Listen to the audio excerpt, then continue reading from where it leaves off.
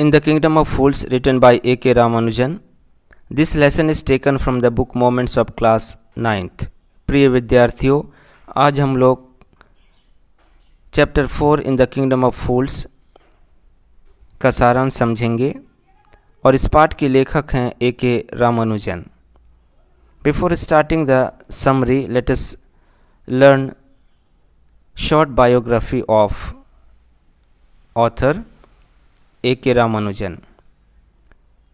Attipet Krishnaswamy Ramanujan was born in Mysore on 16th March 1929. He was an Indian poet and scholar of Indian literature who wrote in both English and Kannada. He was a poet, scholar, professor, a philologist, folklorist, translator and playwright.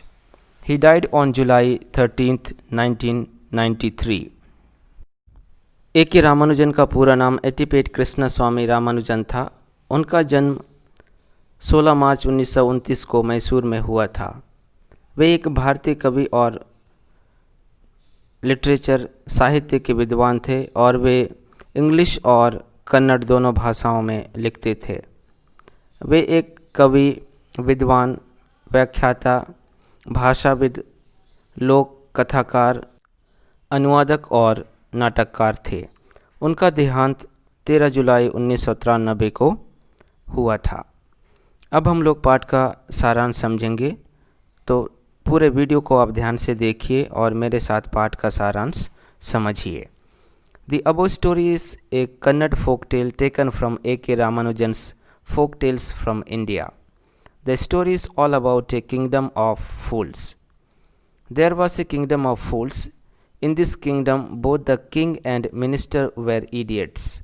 They reversed everything and denied justice to their people.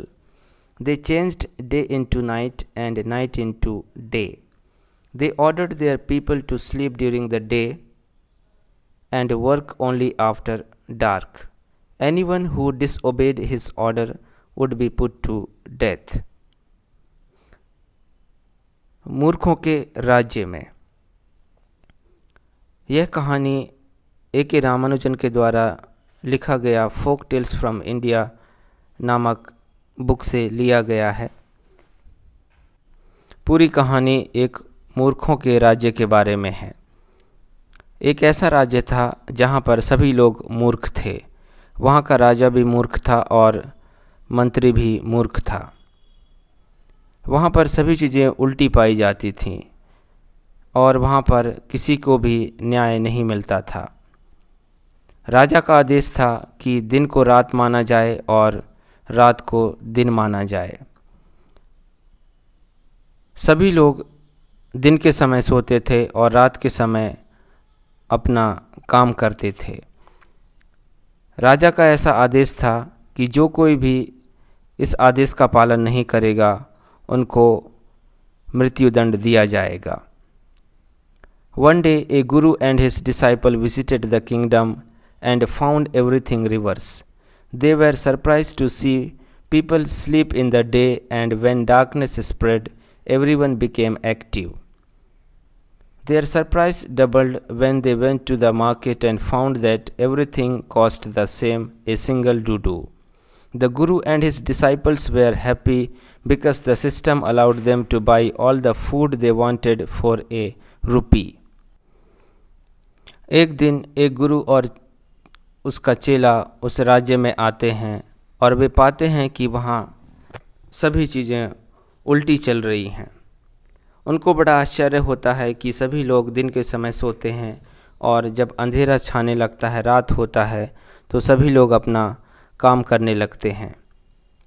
और उनका आश्चर्य दुगना हो जाता है जब वे बाजार जाते हैं और वे पाते हैं कि सारी चीज़ें सिंगल डूडू या एक डूडू मतलब यहाँ पे हम लोग 1 रुपया मान सकते हैं, तो सारी चीज़ें 1 रुपया में ही मिलती थीं.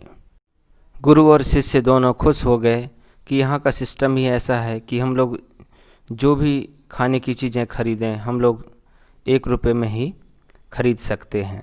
तो दोनों बहुत खुश हो गए. Now we'll go to the next slide. The Guru was a wise person. He told his disciple that it would not be safe for them to stay in the kingdom of fools. But the disciple was not ready to leave the place because good and cheap food was available there. So the Guru left the kingdom and the disciple stayed on. Being a great foodie, he ate full stomach every day and became fat in a few days. गुरु बुद्धिमान व्यक्ति था। वह अपने शिष्य से कहा कि यह राज्य मूर्खों का राज्य है और हमारे लिए यह सुरक्षित जगह नहीं है। लेकिन शिष्य उस राज्य को छोड़ने के लिए तैयार नहीं था, क्योंकि वह खाने का शौकीन था और वहाँ पर खाने की चीज़ें बहुत ही सस्ती कीमत पर उपलब्ध थीं। इसलिए जो गुरु था वहाँ से या उस राज्य से वह चला जाता है और शिष्य उसी राज्य में रुक जाता है। शिष्य खाने का शौकीन था और वह रोज दिन पेट भर खाने लगा और कुछ ही दिनों में वह मोटा हो गया। One day a thief broke into a rich merchant's house by making a big hole in the wall. But as he was going out with the stolen things, the wall of the old house collapsed on his head and killed him on the spot. The brother of the thief came running to the king and pleaded him to punish the merchant for not building a good and strong wall. The merchant was brought before the king. एक दिन एक चोर किसी धनी व्यापारी के घर में दीवार को छेद करके चोरी के इरादे से घुस गया। जब वह चोरी के सामानों के साथ बाहर आ रहा था, तभी दीवार उसके सर पर गिर गया और चोर उसी जगह पर मर गया। चोर का भाई राजा के पास दौड़कर आता है और राजा से अनुरोध करता है कि व्यापारी को दंड देना चाहिए, क्योंकि उसने अपने घर की दीवार मजबूत नहीं बनवाई। और व्यापारी को राजा के सामने लाया गया। The king heard the case and found merchant guilty of the thief's spot death. But the merchant put the blame on the bricklayer who had built the wall. The bricklayer pleaded the king to punish the dancing girl who distracted his attention by going up and down that street all the day with her anklets jingling. The dancing girl, now an old woman, was brought to the court. She put the blame on the goldsmith. राजा ने मामला सुना और व्यापारी को चोर की मृत्यु का दोषी पाया, लेकिन व्यापारी ने पूरा दोष राजमिस्त्री पर लगाया और कहा कि इन्होंने दीवार मजबूत नहीं बनाई। राजमिस्त्री को राजा के सामने लाया गया और राजमिस्त्री ने अनुरोध किया कि दोष मेरा नहीं है, दोष उस नाचने वाली लड़की का है जिसने मेरा ध्यान भटकाया। वह पायल बजाती हुए रास्ते में ऊपर नीचे आती रहती थी, जिससे मेरा ध्यान भटक गया और दीवार मजबूत नहीं बन पाई। अब नाचने वाली लड़की को राजा के सामने कोर्ट में लाया गया, जो अब बूढ़ी हो चुकी थी, और नाचने वाली महिला ने पूरा दोष सुनार पर लगा दिया।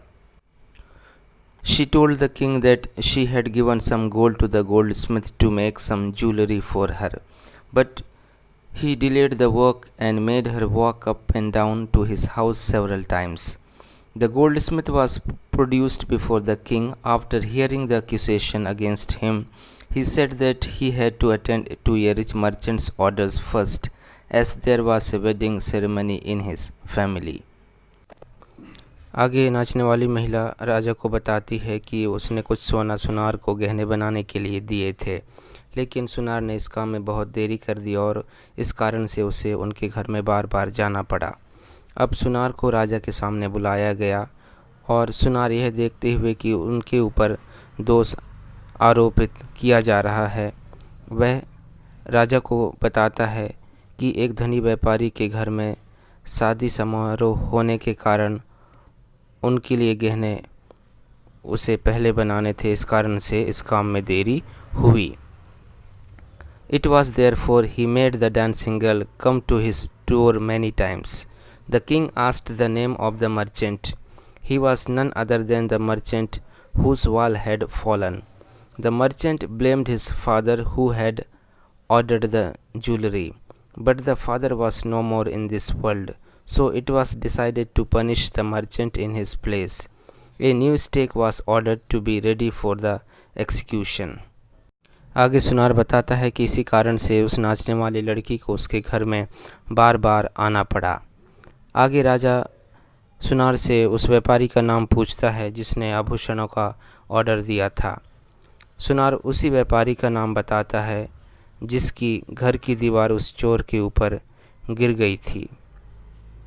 आगे व्यापारी कहता है कि उसने नहीं, उनके पिताजी ने आभूषणों का ऑर्डर दिया था और इस कारण से वह दोषी नहीं है, उनके पिताजी दोषी हैं। लेकिन अब उनके पिताजी इस दुनिया में नहीं रहे, इस कारण से राजा यह निर्णय लेता है कि उनके पिताजी की जगह में इस व्यापारी को सजा दी जाएगी और एक नया फांसी के फंदे का ऑर्डर दिया जाता है। But the merchant was too thin to fit the stake, so a fat man was searched for. The servant's eyes fell on the disciple. He pleaded the king that he was innocent, but no use. While he was waiting for death, he remembered his guru, who saw everything in his vision. He was blessed with magic powers. He arrived at once to save his disciple. He whispered something in his disciple's ears. Then he requested the king to put him to the stake first. When the disciple heard this, he said that he was brought there first, so he should be put to death first. नया फांसी का फंदा लाया गया, लेकिन व्यापारी उस फांसी के फंदे पर लटकाने के लायक नहीं था क्योंकि वह दुबला पतला व्यक्ति था। राजा ने आदेश दिया कि एक मोटा व्यक्ति ढूंढ कर लाया जाए। राजा की नौकरों की आंखें शिष्य पर पड़ी और शिष्य को पकड़कर राजा के सामने लाया गया। शिष्य ने कहा कि वह निर्दोष है, लेकिन राजा ने उसकी एक भी नहीं सुनी। वह फांसी पर चढ़ाए जाने का इंतजार कर रहा था और वह अपने गुरु को भी याद कर रहा था। गुरु को जादुई शक्ति प्राप्त थी, वह सारी चीज़ें अपने दर्शन में देख रहा था। उसे सारी चीज़ें समझ में आ गई थीं कि शिष्य के साथ क्या बीत रहा है। वह अपने मैजिक पावर से सब चीज़ समझ जाता है और तुरंत अपने शिष्य के सामने आ जाता है उसे बचाने के लिए। वह शिष्य के पास जाकर उसके कानों में कुछ कहता है और राजा से निवेदन करता है कि उसे सबसे पहले फांसी पर चढ़ाया जाए। यह देख करके शिष्य भी आगे आकर कहता है कि मुझे सबसे पहले लाया गया था, इसलिए मुझे फांसी पर पहले चढ़ाया जाए। The king was surprised to see the fight between the guru and his disciple over the issue of who should be executed first. When the king asked them the reason, the guru hesitatingly told him that whoever dies on the stake first would be reborn as the king of that country. राजा को बड़ा आश्चर्य होता है कि गुरु और शिष्य क्यों सबसे पहले फांसी पर चढ़ने के लिए लड़ रहे हैं। राजा ने इसका कारण उनसे पूछा। गुरु ने हिचकिचाते हुए राजा से कहा कि जो कोई व्यक्ति फांसी के फंदे पर सबसे पहले चढ़ेगा वही अगले जन्म में इस राज्य का राजा बनेगा। The one who dies next would be the minister of that country. The king was puzzled. He did not want to lose the kingdom to someone else in the next life. So he discussed the matter with his minister, and finally they arrived at the conclusion that they should go on the stake to be reborn as king and minister. So they went secretly to the prison and freed the guru and his disciple. Then they disguised themselves as two and got themselves executed. The people now made the guru and his disciple their king and minister respectively and began to lead a normal life. गुरु अपनी बात जारी रखता है और कहता है कि अगला व्यक्ति जो मरेगा वह इस देश का मंत्री बनेगा। राजा इस बात को सुनकर हैरान हो जाता है और वह अगले जन्म में भी अपने राज्य को अन्य व्यक्ति के हाथों नहीं खोना चाहता है। वह इस बात को अपने मंत्री के साथ डिस्कस करता है और दोनों इस कंक्लूजन पर आते हैं कि वे लोग फांसी के तख्ते पर चढ़ेंगे और दोनों अगले जन्म में भी इस देश का राजा और मंत्री के रूप में जन्म लेना चाहते हैं। तो उन्होंने गुप्त रूप से अपने आप को जेल में डलवा लिया और गुरु और चेला को रिहा कर दिया गया। राजा और मंत्री ने अपना वेश बदल लिया और उन दोनों को फांसी की सजा दे दी गई। उन्हें फांसी के तख्ते पर चढ़ाया गया और मृत्युदंड दिया गया। अब इस प्रकार से जनता में शोक संताप फैल गया और कुछ लोगों को अचानक गुरु और शिष्य की याद आई और उन दोनों को पकड़कर लाया गया और उन्हें राजा और मंत्री बनने के लिए कहा गया, लेकिन वे दोनों नगर छोड़कर जाने वाले थे। अंत में वे दोनों मूर्ख राजा और मंत्री के राज्य पर शासन करने को इस शर्त पर तैयार हो गए कि उन्हें सभी पुराने कानूनों को बदलने का अधिकार होगा, और इस प्रकार से गुरु और शिष्य को उस राज्य का राजा और मंत्री बनाया गया। तब से यह तय हो गया कि रात पुनः रात रहेगी और दिन पुनः दिन होगा तथा आपको एक सिक्के के बदले में कुछ भी नहीं मिलेगा। वह राज्य किसी अन्य राज्य के समान इस प्रकार से बन गया। इस प्रकार से इस पाठ का सारांश यहीं पर समाप्त होता है। यह बहुत ही मज़ेदार और शिक्षाप्रद कहानी थी और इस पाठ के लेखक थे ए.के. रामानुजन। अगले वीडियो में हम लोग इस पाठ के क्वेश्चंस और आंसर्स समझेंगे।